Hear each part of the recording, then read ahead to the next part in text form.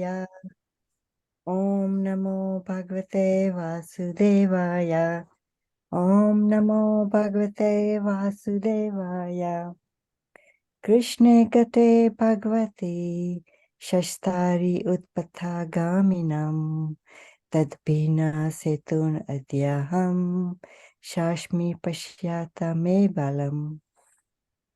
Translation: After the departure of Lord Shri Krishna, the personality of Godhead and supreme ruler of everyone, these upstarts have flourished, our protector being gone. Therefore, I myself shall take up this matter and punish them.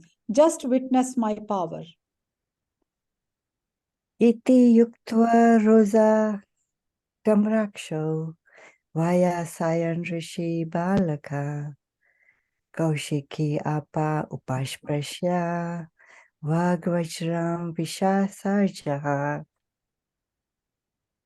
The son of the Rishi, his eyes red hot with anger, touched the water of the river Kaushika while speaking to his playmates and discharged the following thunderbolt of words.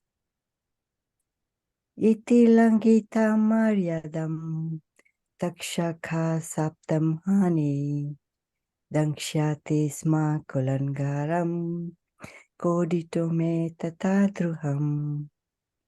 The Brahmana's son cursed the king thus: On the seventh day from today, a snake bird will bite the most wretched one of that dynasty, Maharaja Parikshit, because of his having broken the laws of etiquette by insulting my father.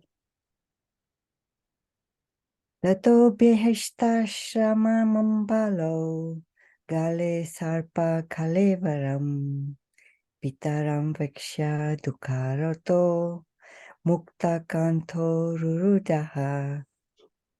Thereafter, when the boy returned to the hermitage, he saw a snake on his father's shoulder, and out of his grief he cried very loudly. Sava angira so brahman shrutva sutta vilapanam unmilya sanakher netre drashtva kamse mrutoragam. O Brahmanas, the Rishi, who was born in the family of Angira Muni, hearing his son crying, gradually opened his eyes and saw the dead snake around his neck.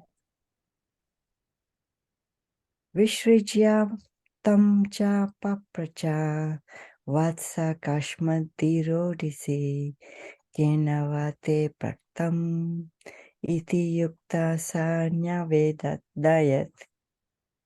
He threw the dead snake aside and asked his son why he was crying, whether anyone had done him harm. On hearing this, the son explained to him what had happened. Nishamya saptam ahad arham narendram sa brahmano natmajam abhyatnandat aho batamo mahadadya te kartam alpiyashi droha uhurdamodritaha. The father heard from his son that the king had been cursed, although he should never have been condemned, for he was the best amongst all human beings. The rishi did not congratulate his son, but, on the contrary, began to repent, saying, Alas, what a great sinful act was performed by my son. He was awarded heavy punishment for an insignificant offense.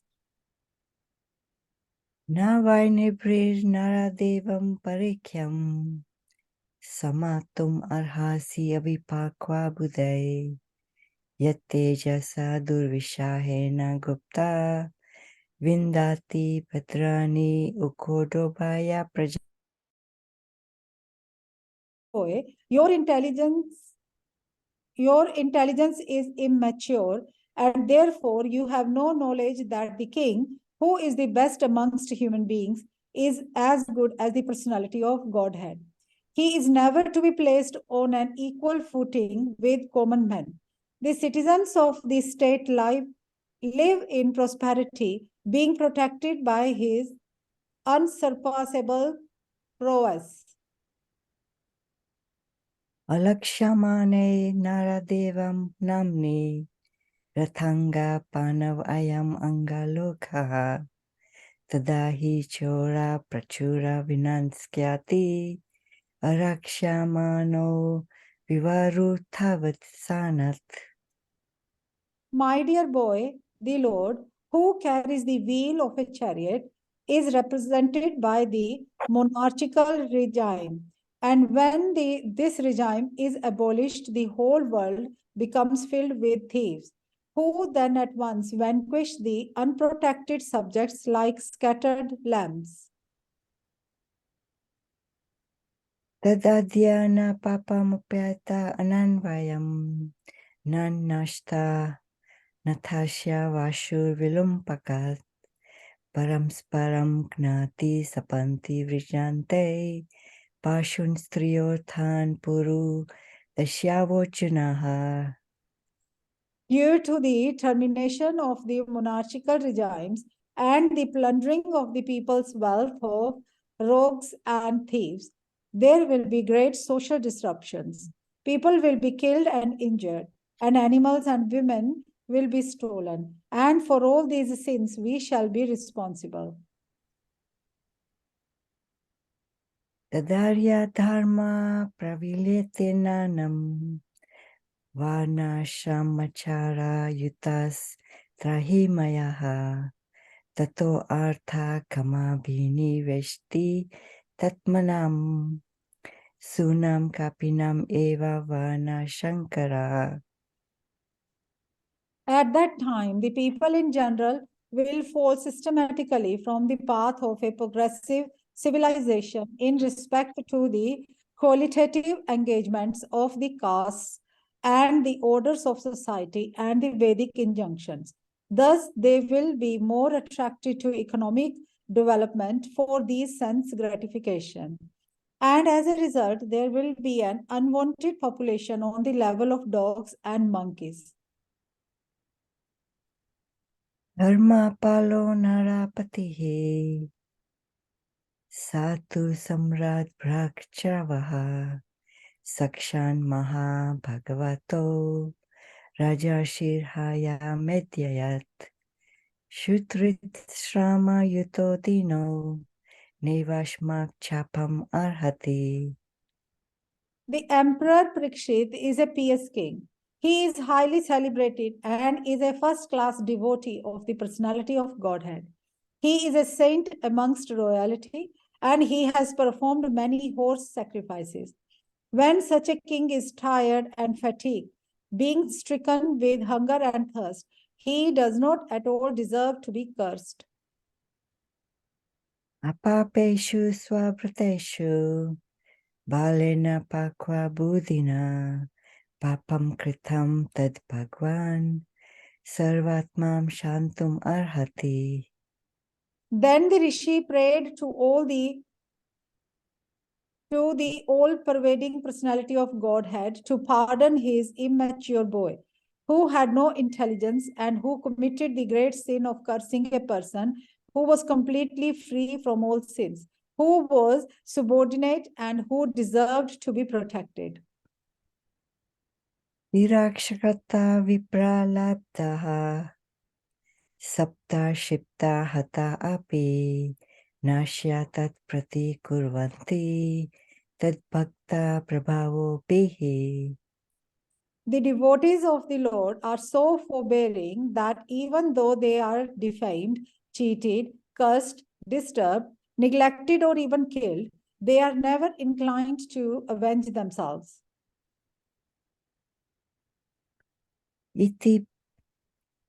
Iti putra kritagena sonutapto mahamunihi swayam viprakto rajna nevagam tad achintayat. The sage thus regretted the sin committed by his own son. He did not take the insult paid by the king very seriously. Prayasha sadhu loke para dvandveshu yojitaha na Vyanchitanti tahashyanti yata atma gunashrayaha.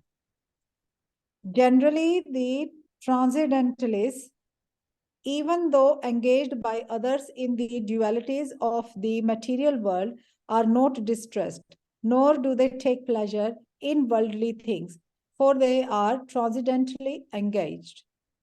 Thank you. Thank you. Sorry for any mistakes. I wasn't prepared, but No, that was nice. hope Thank you it's so much everything for okay. Thank you. Sita Mataji. Thank you so much. Hare Krishna. Hare Krishna, everyone. Hare Krishna. Thank you.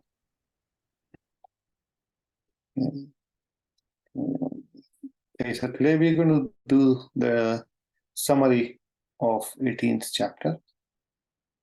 So I have a slide pack that I will share. And let us start. Om Namo Bhagavate Vasudevaya. Om Namo Bhagavate Vasudevaya. Om Namo Bhagavate Vasudevaya. Narayanam Namaskritya Naram Chaiva Narottamam Devim Saraswatim Vyasam Tato Jayamudirayet Nashta Prayesho Bhatreshu Nityam Bhagavata Sevaya Bhagavati Uttama Bhaktir Bhavati Naishtaki. Om Jnanatimirandasya Jnananjanashalakaya Chakshuramitam Yena Tasmai Shri Gurave Namaha. Nama Om Vishnupadaya Krishna Prasthaya Bhutale Srimate Bhaktivedanta Swami Namine Namaste Saraswati Devi Gauravani Pracharane Nirvishesa Sanyavadi Paschata Deshadarane Makam Karoti Vachalam Pankam Vangaitegram Yatkuparamande Shri Gurave Dharanam Paramananda Madhavam Shri Parmeshwaram. Okay, thank you so much, devotees, being here on Sunday, a special month of the year, Kartik month. Every day we worship Lord Damodar with a lamp. Many devotees get a chance to go to temple and offer a lamp, or we offer at home. It's all the same. So it's wonderful that we are here in the Kartik time to discuss Srimad Bhagavatam every day. So 18th chapter summary. So can you see my screen? I don't know if anyone is looking Yeah, at it. yes, Prabhu. Yes, I can see your Prabhuji. screen. Okay, thank you. So we have already, did we discuss the whole chapter? So I was a bit late. Did we just read the last 24 verses? Yeah, just the last 24 verses. We discussed 25 only. Okay. Okay, so chapter 18, Maharaj Parikshit is cursed by Brahmana boy. So the chapter is divided into 5 sections as per the Bhagavad Subodhini. So the verse number 1 until 10 is Maharaj Parikshit's birth, death, dealings with Kali. 11 to 18 is eagerness of sages to hear Krishna Katha. Then we have Sutta expresses his humility and glorifies Krishna. 24 to 31, Parikshit Maharaj becomes angry at Shamika Rishi for improper reception. 32 to 50, 18 verses.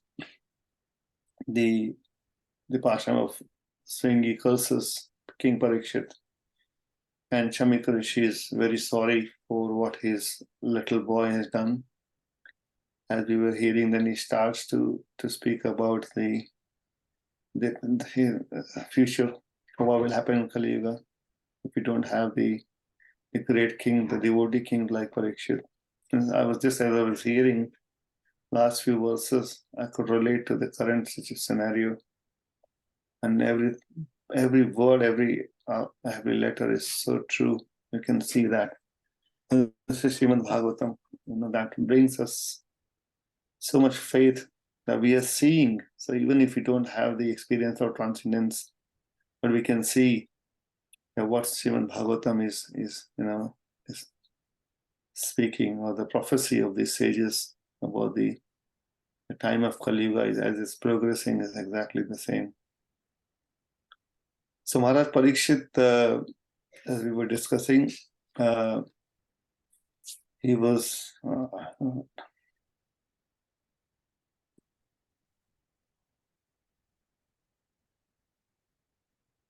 sorry, spelling from Is different. Parikshit, yeah. Okay, yeah, sorry. Because every stage of my life, Say I again. look forward to that new stage of my life when it focus on my face. Every stage is focused on my face. I just feel so scared of even thinking of tomorrow because every stage has just got destroyed. There was little bit of happiness. I think it will come and it brings with so much of nastiness. How can I be optimist when every stage of my life is just popped on my face? It's a bit difficult, isn't it? Easy to say. Everybody has played their part in it as well. It's not okay. It's my life because I'm a Hindu bitch. It's okay. But if it was your cousin, it wouldn't have been okay. Sorry, Yeah, I thought, that's exactly how I feel. am I missing something? Sorry. Are you making a point, Mataji? I got very confused. Oh, okay. Sorry, I didn't realize what was going on there. Okay, sorry about that. I'm very confused. I thought someone speaking something. Okay, so Maharaj Parikshit, so the first verse starts with the glorification of Lord Krishna, as Srimad Bhagavatam is, is every verse, every sentence is the glorification of Krishna and his devotees. So the Goswami starts with the wonderful Krishna's wonderful action, Adbhuta Karmana. So Parikshit Maharaj was saved. So he's just reminding the sages that how Parikshit Maharaj was saved as a child in his mother's womb by Krishna. Saved from what? Saved from the Brahmastra that Ashwatthama had thrown at him. Now, this is why it's quite surprising that someone who was saved by the Lord himself when he was a little, infant in the mother's womb, by the great weapon like the Brahmastra, is now what's happening. He's going to be cursed by a little Brahmana boy for a snake bite. I mean, if you compare the two things, like what is Brahmastra and what is a snake bite, it just doesn't reconcile. But this is the beauty of Srimad Bhagavatam and how a devotee responds to the will of the Lord. So if the Lord protects, it's the Lord's will. If the Lord does not, want to keep the devotee in another situation or some trauma, some distress, that's all the same for a devotee. So because Maharaj Parikshit was fully and consciously surrendered to the personality of Godhead, he had no fear, or he was not afraid, overwhelmed with the fear due to the snake bird, which was to bite him because of fury of a Brahmana boy. So Srila Prabhupada says in that purport, a very famous verse, the self-surrendering devotee of the Lord is called Narayana Parayana. Does anyone remember Narayana Parayana? Maybe some of you would remember. I've just opened that verse here. And this is a verse which is now being discussed by Lord Shiva and Parikshit, Lord Shiva and Mother Parvati. So Narayana para sarvena kutaschana bibhyati swarga apavarga narkeshvapi tulyata darshinaha. Translation: devotees solely engage in the devotional service of the Supreme Personality of Godhead Narayan never fear any condition of life. For them, the heavenly planets, liberation, and the hellish planets are all the same. For us, devotees are interested only in the service of the Lord. So much befitting to the devotees of the Lord. You can say this is for Chitraketu Maharaj, this also for Parikshit Maharaj, Srila Prabhupada's words. So devotees are never fearful for any situation. Nevertheless, whether they are getting the heavenly planets But they are being thrown to hellish planets, as was the case of Chitraketu Maharaj. And in our case scenario, Parikshit Maharaj is being cursed to be bitten by a snake and to die within 7 days. But there is no difference for devotee. In all situations, whether living or whether dying, devotee is only interested in the devotional service of the Lord. There is no interest for other devotee. And that's why for devotee it makes no difference where they are, because the purpose is just one, to serve the Supreme Lord. All scenarios, all situations. So this is a Narayana Para devotee. And this is the goal of all devotees, to be in that scenario. Satatam. There's a verse like that. So we should always remember Krishna and never forget Krishna. And it is very, okay, sorry. And the verse number 3 starts, it is very difficult to find the Lord from the Vedic literature, but it is very easy to know him by the mercy of a liberated devotee like Shukadeva Goswami. So there is otherwise, just if you're lost in the Vedic literature, there are hundreds and thousands of literature to learn, understand. And in today's day and time, how could we, even imagine of learning the Vedas? Because to learn the Vedas, we need to learn all the Angas, Vedangas first, the grammar, the Sanskrit, the poetic, and the astrology, and all so many other aspects of the Vedas that we have to learn. And each of those aspects takes 12 years. Then I go 72 years, another Vedas with hundreds of thousands of verses. It is impossible. And then Srimad Bhagavatam is the condensed, essence of the whole Vedas as to what is really worth knowing from all that. And what is the easiest way of understanding Srimad Bhagavatam is again by hearing from a liberated soul like Shukadeva Goswami. This is okay. Then 18:4-6 is surrender to Lord, means no fear. Once again, because this was so, because there's those who have dedicated their life to the transcendental topics of personality of Godhead, of whom the Vedic hymns sing, Vedasya Sarver Ahamaya Vaidyo. Yeah, and who are constantly engaged in remembering the lotus feet of the Lord, do not run the risk of having misconceptions even at the last moment of their lives. And we have discussed this previously, and in many classes also, like how the last moment of the life can be so difficult. The moment of death is so difficult. And there is also very nice verse in the Mukundamala Statra by Kulashekar, that when in the last moment comes, I will have no words, because the mouth, the throat is all dry and it's choked, and there's mucus in the mouth everywhere. The bodily situation is completely unsuitable to be able to speak the Lord's names. So the Lord just stays in the memory, in the remembrance. So those who are constantly engaged in remembering, it will be easier for them to also remember in the last moment of their lives. But if someone is not constantly in that process of remembering the Lord, then there is a risk always. And remembering is the mercy of the Lord. Yeah. Before that, what we can do is Shravanam and Kirtanam. We keep hearing about the Lord and we keep speaking about the Lord, glorifying the Lord.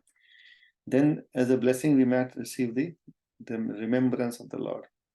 This is highest. Remembrance is the bit we all... Remembrance is the most difficult. Then we all practicing, trying to keep the Lord in remembrance, which is practice. So from 5 to 8, Parikshit Maharaj sees the essence in Kali. Now, devotee, this is the quality of devotee, that a devotee sees good in all situations. Yeah. So although Parikshit Maharaj had allotted the places for the personality of Kali, we know about those places. At the same time, he gave no chance for the citizen to be swayed by the personality of Kali. Yeah. And how is that? Because what he did was, okay, he gave the place to Kali to stay at the place, some specific places where there's gold or there are other situations. But how he did was, Kali can be driven by constant chanting of holy names, qualities as they are no different from Lord. So because Maharaj Parikshit was a devotee of the Lord, pure devotee of the Lord, he ensured that the Lord's glories, Lord's names are taken in all houses, in every citizen is dedicated to the Lord's service.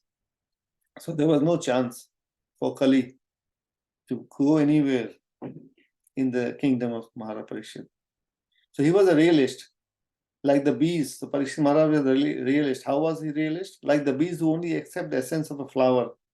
He knew perfectly well that in this age of Kali, auspicious things produce good effects immediately, whereas inauspicious act must actually be performed to render effects. So he was never envious of the personality of Kali. So this is the beauty of Maharaj Parikshit, devotees who always see what is good in everyone. So Maharaj Parikshit is able to find good even in the Kali. So even at the time of Kali Yuga, what special benediction will come? That in Kali Yuga, even thinking about doing some good thing or some devotional activity, you get the full result of that. Whereas to get any sinful reaction, someone must have actually performed. In the previous yugas, even thinking about a sinful act, we get inculcated in that. So we get punished for that. And all the auspicious things have to be actually done. Unless it's done, we don't get the results from that. But in Kali Yuga, what's happening? What Maharaj could see is, Parikshit could see that auspicious things produce good effects immediately. Yeah, this is the power of Kali Yuga.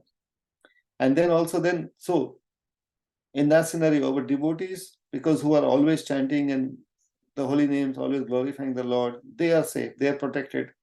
So Maharaj Parikshit considered that less intelligent men might find the personality of Kali to be very powerful. So how do you deal with that? So he had, as a king, he has to take care of not only the intelligent class, the devotees, but also the less intelligent, who may be vulnerable. For those, what he did was, but those who self-control would have nothing to fear. The king was powerful like a tiger and took care of the foolish, careless persons. So how did the king himself, took care of this? So how the kings in the old days were thinking? So they not only were protecting the devotees, but they were also protecting who were less intelligent or who were more vulnerable to the effects of Kali, by making sure that the Lord's names and glories are chanted everywhere. So that will keep the Kali away. This was Maharaj Parikshit's plan, to keep Kali away. So what is the eternal path to the eternal life? Section 9 to 10. We are still on section. I'm just going to stay on. Yeah. The section is about Maharaj dealing with the Kali. So those who are desirous of achieving complete perfection in life must submissively hear all topics that are connected with the transcendental activities and qualities of the personality of Godhead, who acts wonderfully. And Srila Prabhupada says, systematic hearing means knowing him gradually in truth and fact. And this knowing him in truth and fact means attaining eternal life, as stated in Bhagavad Gita. Which verse is that, anyone? Systematic hearing is a good thing, but knowing him in truth and fact means attaining eternal life. Janma karma che me divyam emam yo viti tattvadaya taktva devam punarjanma naiti mam tirarjun.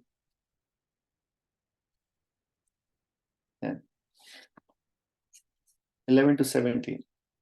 So I'm sorry if I'm running a little bit. I've got 2040. I think we will have the bhajan, Damodar Ashtam. So we've got 22 minutes. Then verse number. So now after Sutta Goswami has mentioned all those, points about Parikshit and the protection that Parikshit gave to his citizens and how he kept Kali away. Now there is what else to speak. So the good sages said, O grave Sutta Goswami, may you live many years and have eternal life, for you are speaking very nicely about the activities of Lord Krishna, the personality of Godhead. This is just like nectar for mortal beings like us, Janma Karma Chamadhyam again. So this is a very beautiful verse actually. So what they're saying is, for the people who are dying, yes, or maybe I'll open this verse.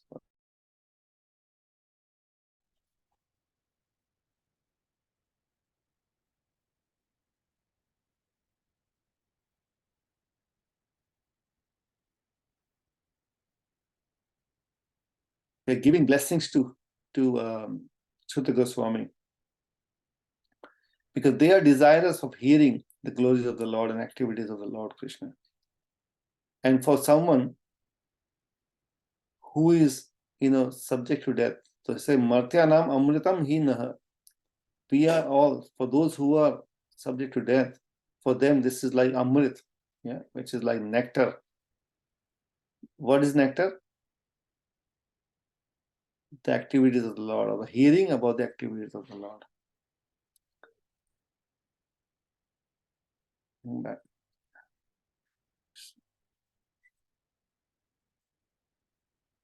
We have just begun the performance of this fruitive activity as sacrificial fire, without certainty of its result, due to the many imperfections in our action.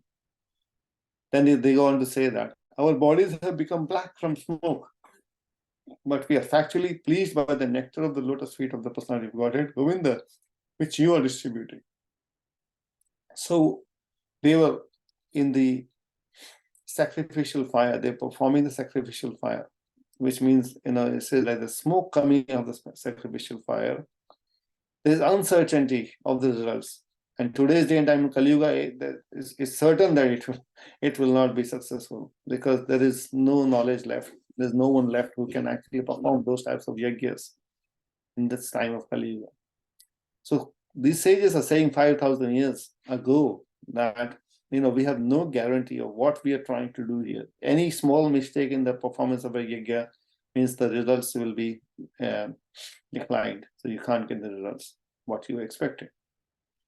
But the good thing is, this smoke, otherwise, which will, bodies have become black, which was making our body black. But by hearing the words coming from your mouth about the nectar of the lotus feet of the Lord is actually like Amrit for us. Then, beautiful verse. Tuliyam lavenapina swargam na punarbhavam bhagvat sangi sangasya martyanam kim uta ashisha. One cannot compare the association of a pure devotee to anything material. Tuliyam lavenapi, love. There's the beautiful verse also, the another one. Yeah.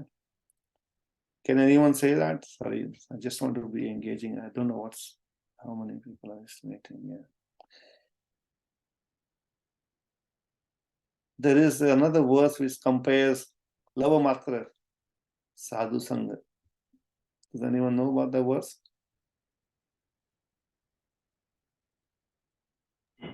Hare Krishna Prabhuji, in Chaitanya Charitamrita, it says, Sadhu Sangha, Sarva Sastra Jai, Lava Matra, Sadhu Sangha, Sarva Siddhi Hoi.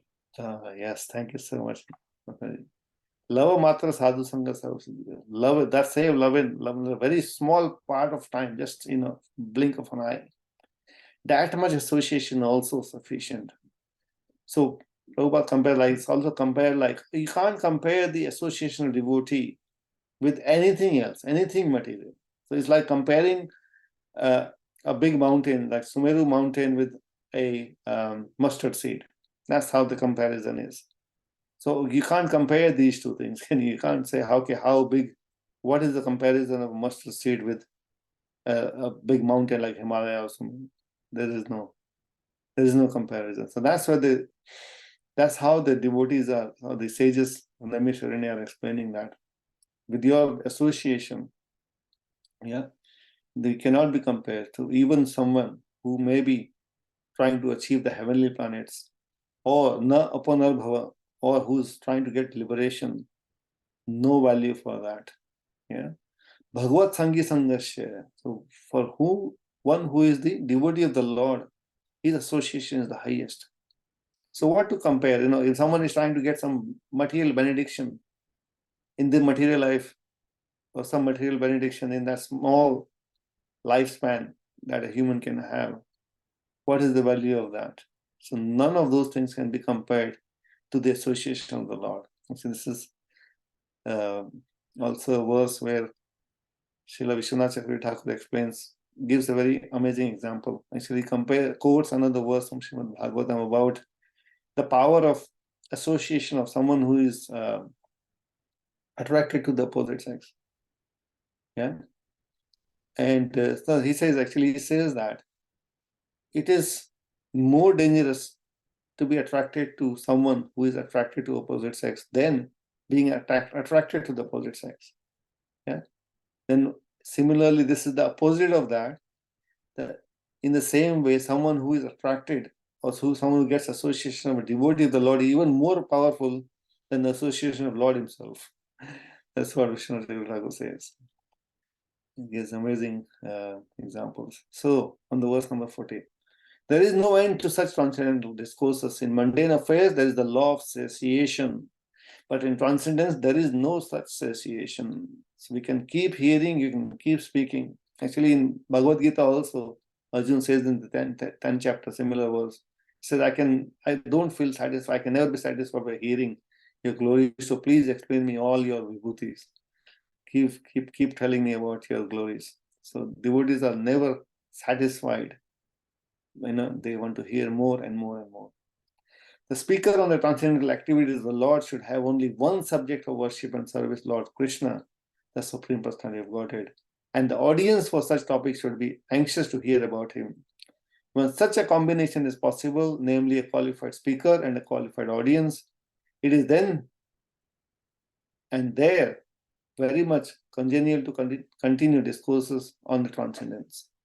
So Prabhupada also says in that purport about the Bhagavad Saptas that happen mostly in India. We don't hear any Bhagavad Saptas here. We only see Premier League matches here. But in India also, like those Bhagavad Saptas, Prabhupada says that what happens for 7 days, there is this performers who would be reciting Bhagavatam, particular section of Bhagavatam in a dramatic way. People actually dress up in that dramatic way also.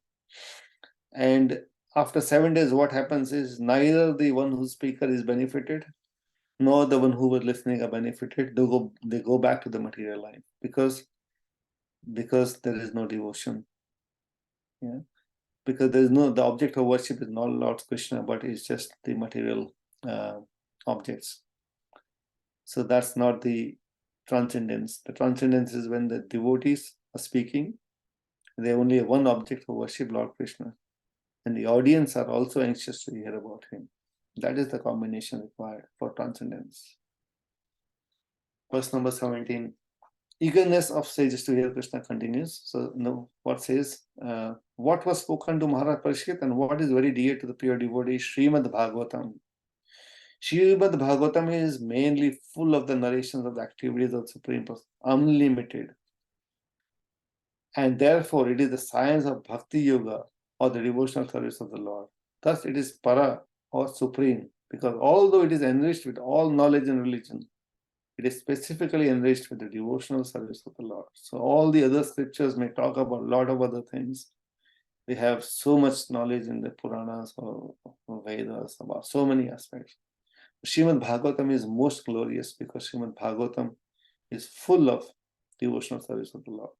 Not only the pastimes of the Lord, but also the pastimes of the devotees of the Lord. They're all equally wonderful.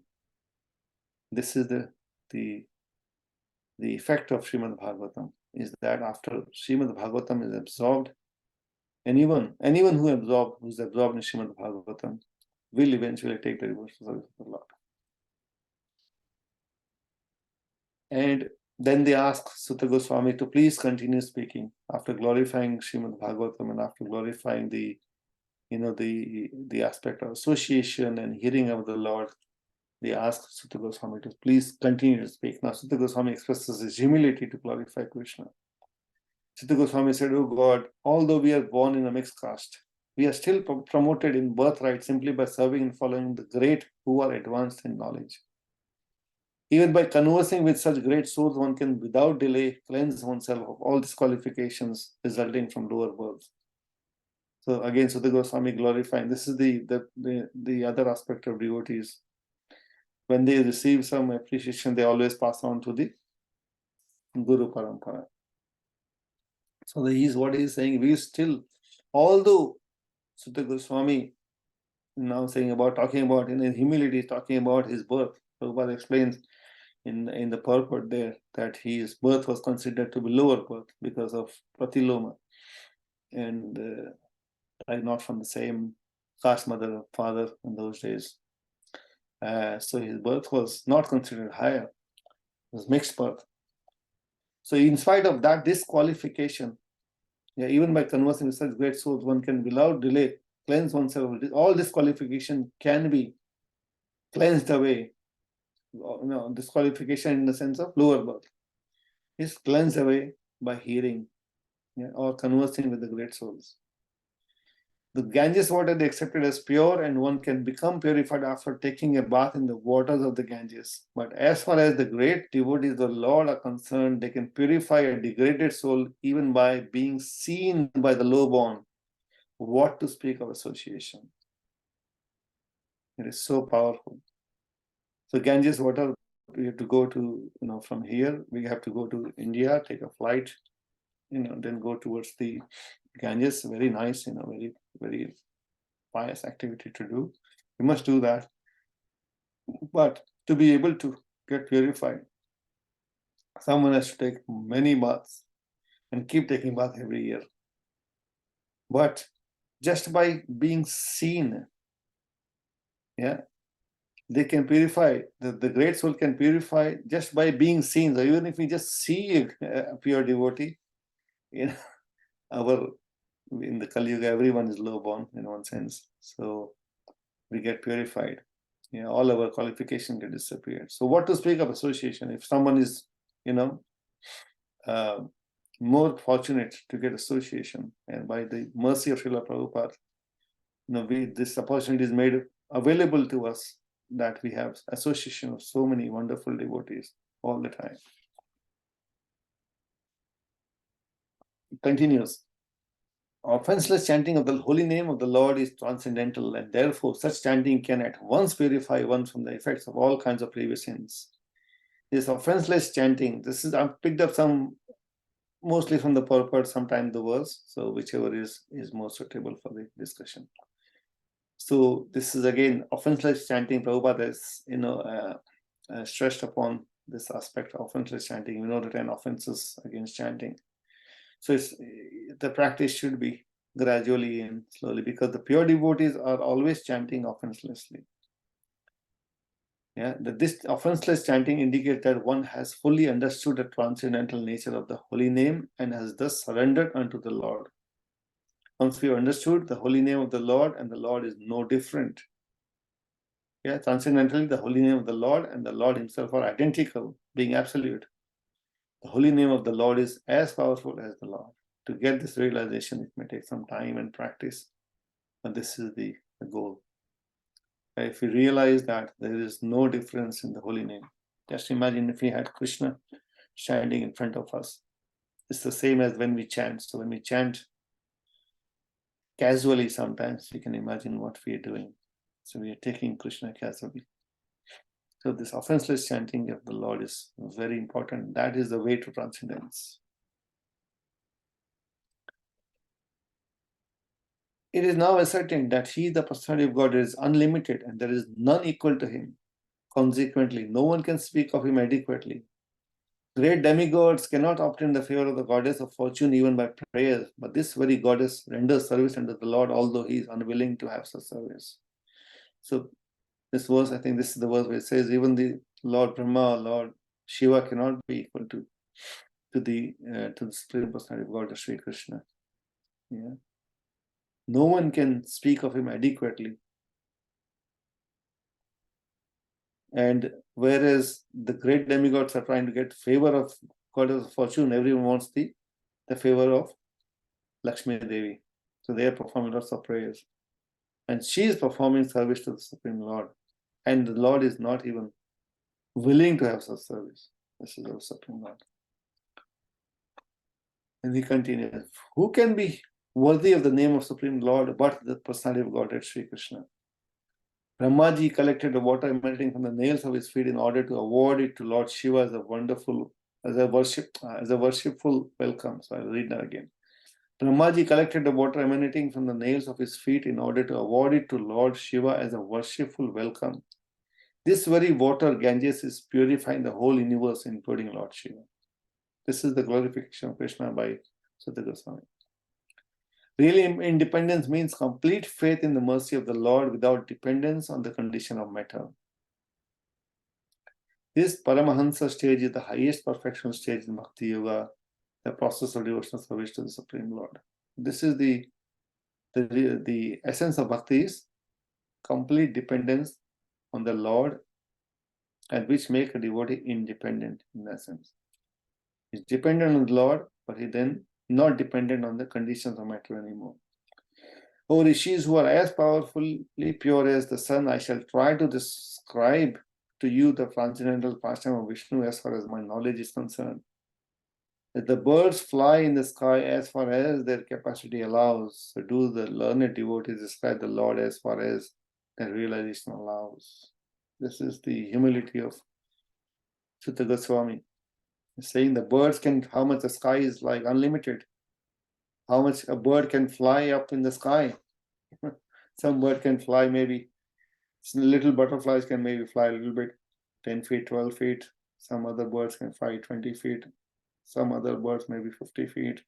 Maybe some big, eagles, prey bird, they can fly, 200 feet. How much? Maybe vultures can go even higher, but they can only go that much. They cannot obviously reach the end of the sky. Similarly, saying, to the degree my realization allows, I will try to speak about the Lord and his devotees. So the next section starts. At Parikshit Maharaj angry at Shamika Rishi for improper reception. So this is the latest section we've been going through. So we know about that. Parikshit Maharaj this was all again arrangement of the Supreme Lord. There was no reason otherwise Parikshit Maharaj would have ever acted in a way that he acted. So he was fatigued due to thirst and felt neglected by Shamika Rishi. Parikshit Maharaj garlanded him with a dead snake. So this is the Lord. He sometimes creates an awkward situation and the devotee become obliged to renounce all worldly affairs. This is how Lord deals with his devotees. Yeah. Prabhupada also said in his case also. The devotee can understand by the signal of the Lord, but others take it to be unfavorable and frustrating. This is the difference between a devotee and someone who's not surrendered to the Lord. That a devotee can understand any situation coming in our life, a distressful situation, what is the indication? What is the Lord trying to tell me?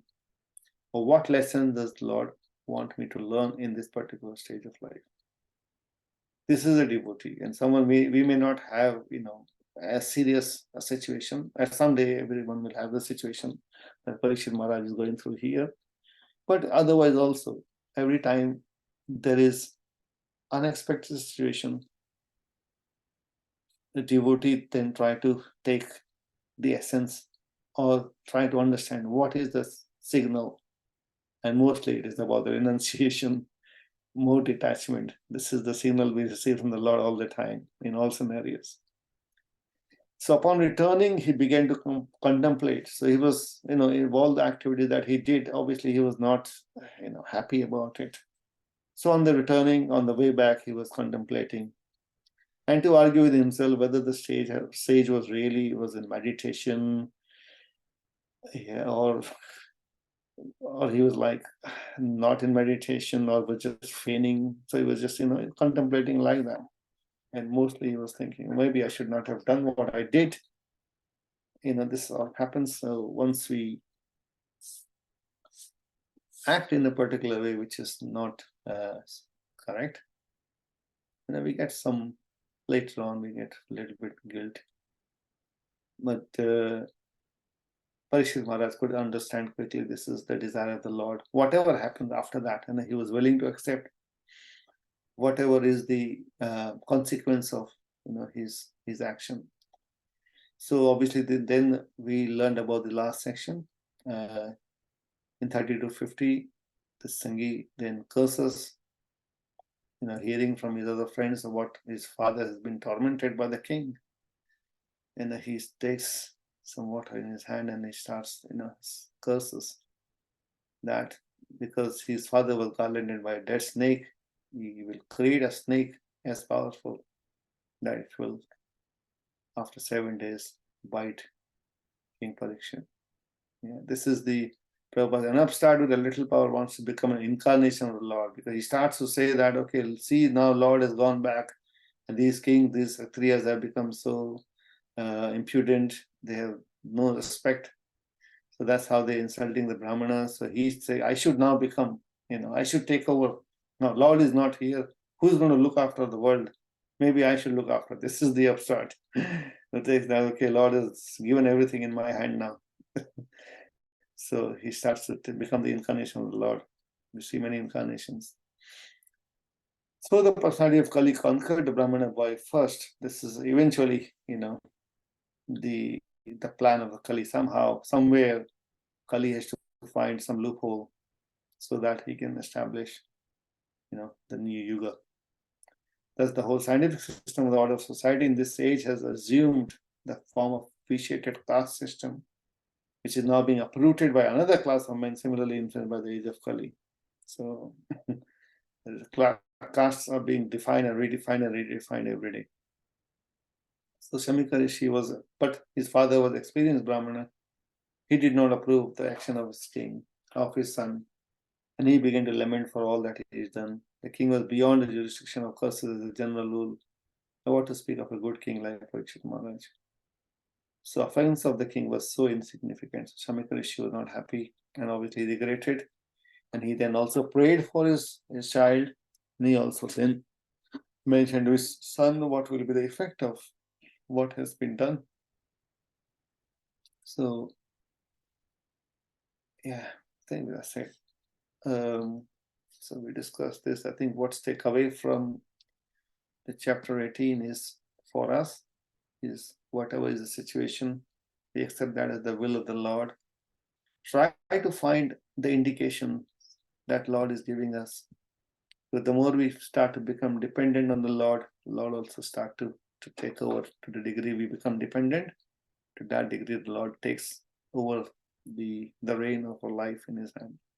And he gives us indication directly or indirectly by his devotees or by situations, and we understand that he wants us to increase our devotion. Hare Krishna. I think it's 2042. So we're ready for the bhajan.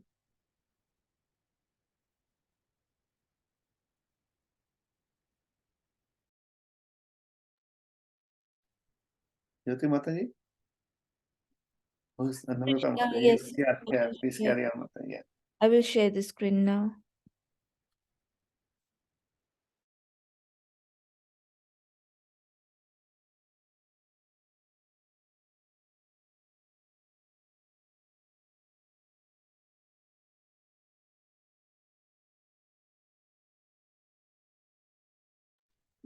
Are we doing the English translation first or singing the bhajan? I think we do the bhajan first. Okay. Okay, Mataji. Hare Krishna, dear devotees. Please accept my humble obeisances. All glories to Srila Prabhupada. Nama Ishwaram Sachetanandarupam Lasat Kundalam Gokule Vrajamanam Yashodabhiyolukhaladhavamanam Paramishtam Atyanta Todute Gopyam Rudantam Muhurnitra Yugmamrijantam Karam Bhoja Yugmena Satankanetram Muhushvashakam Patri Rekhankakanta Sthitam Devam Damodaram Bhakti Badham इति दीक्षालीलाभिरानन्दकुण्डे सघोषं निवाचन्तम् अख्यापयन्तम् तदीयशीताग्नेषुर्भक्ते जिता त्वम् पुनः प्रेमातस्तं शतावृति वन्दे वरं देवमोक्षं न मोक्षावधिं वा नाचान्यं वनेहं वरेशदपीहा इदं तेव पुरनाथ गोपाल बालम् सदा मे मानस्य वीरास्तं किमन्ये इदं ते मुखाम्बोजम् अत्यन्तनीले वृत्तं कुन्तलेन सिग्धरक्तेश्च गोप्याम् मुहुश्चुम्बितं बिम्बारक्ताधरं मे मनस्य वीरास्तमलं लक्ष्यलाभे नमो देव दामोदरानन्त विष्णो प्रसीदा प्रभो दुःखजलाब्धिमाग्नम् कृपादृष्टि विश्याति बतानो गृहानेशा मामज्ञमिति यक्षिदेश्याम् कुबेरात्मजौ बद्धामुते अभयाद्वा त्वयामुचितो भक्ति भजो कृतो च तथा प्रेम भक्तिं स कामे प्रयच्छा न मोक्षे ग्रहो मेऽस्ति दामोदरेह नमस्ते सुधाम्ने स्फुरदीप्तिधाम्ने त्वदीयोदराय यथा विश्वस्य धाम्ने नमो राधिकायै त्वदीया प्रियायै नमो अनन्तलीलाया देवाय तुभ्यम् नमो राधिकायै त्वदीया प्रियाय नमो अनन्तलीलाया देवाय तुभ्यम् हरे कृष्णा कृष्णा कृष्णा हरे हरे हरे राम राम राम हरे हरे हरे कृष्णा कृष्णा कृष्णा हरे हरे हरे राम राम राम हरे हरे जय राधा दामोदर राधा दामोदर राधा दामोदर राधे जय यशोदा दामोदर यशोदा दामोदर यशोदा दामोदर यशोदा जय जय प्रभुपाद प्रभुपाद प्रभुपाद प्रभुपाद जय जय गुरुदेव गुरुदेव गुरुदेव गुरुदेव गौर प्रेमानंदी हरि हरि बोल thank you Hare Krishna Hare Krishna. Thank you so much, Mata. Hare Krishna. To the Supreme Lord, whose form is the embodiment of eternal existence, knowledge, and bliss, whose shark-shaped earrings are swinging to and fro, who is beautifully shining in the divine realm of Gokula, who due to the offense of breaking the pot of yogurt that his mother was churning into butter and then stealing the butter that was kept hanging from a swing, is quickly running from the wooden grinding motor in fear of Mother Yashoda, but who has been caught from behind her, who ran after him with greater speed. To the Supreme Lord Sri Damodara I offer my humble obeisances. Seeing the whipping stick in his mother's hand, he is crying and rubbing his eyes again and again with his two lotus hands. His eyes are filled with fear, and the necklace of pearls around his neck, which is marked with 3 lines like a conch shell, is shaking because of his quick breathing due to crying, due to the Supreme Lord Sri Damodara, whose belly is bound not with ropes but with his mother's pure love. I offer my humble obeisances. By such childhood pastimes as this, he is drowning in the inhabitants of Gokula in the pools of ecstasy, and is revealing to those devotees who are absorbed in the knowledge of his supreme majesty and opulence that he is only conquered by devotees whose pure love is embodied with intimacy and is free from all conceptions of awe and reverence. With great love, I again offer my obeisances to Lord Damodara hundreds and hundreds of times. O Lord, although you are able to give all kinds of benedictions, I do not pray for your boon. I do not pray to you for the boon of impersonal liberation, nor the highest liberation of eternal life in Vakuntha, nor any other boon which may be obtained by executing the 9 processes of bhakti. O Lord, I simply wish that this form as yours, Balagopula in Vrindavan, may ever be manifested in my heart. For what is the use to me of any other boon besides this? O Lord, your lotus face, which is encircled by locks of soft black hair tinged with red, is kissed again and again by Mother Yashoda, and your lips are reddish like the bimba fruit. May this beautiful vision of your lotus face be ever manifested in my heart. Thousands and thousands of times of other benedictions are no use to me. O Supreme Godhead, I offer my humble obeisances unto you.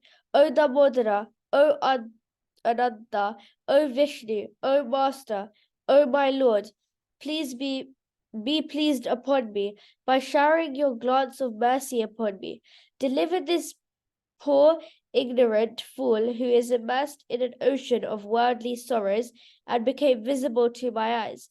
O Lord Damodara, just as the 2 sons of Kuvera, Manigriva and Nakulvaga, were delivered from the curse of Narada and made into great devotees by you, in your form as a baby tied with rope to a wooden grinding motor, in the same way, please give to me your own Brahma Bhakti.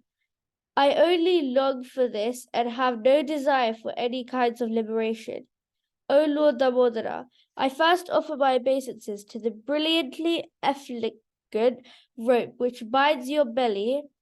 I then offer my obeisances to your belly, which is the abode of the entire universe.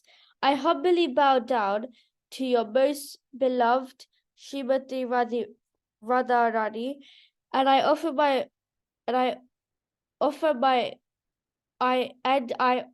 all my humble obeisances unto you, the Supreme Lord who displays unlimited pastimes. Hare Krishna. Hare Krishna, Devika, thank you so much. Thank you so much. That was so Thank you, wonderful. Prabhuji. Okay, beta. Okay, Hare Krishna devotees, this is 2052. So, is there any further discussion, comments, questions? Oh, we are happy. It was very nice Amadvashtam recitation and the reading. Thank you so much, devotees. Have a great Krishna conscious week ahead. Panchakalpatruvescha kripa sindhuvyeva cha patitanam Hare Krishna. Thank you, Prabhuji. Thank you, Prabhuji, for a nice class. Hare Krishna. Thank you, Prabhuji, for a lovely Hare class. Krishna. Thank you. Hare Thank you, Krishna. Prabhuji. Hare Krishna. Hare Krishna. Thank you, Prabhuji.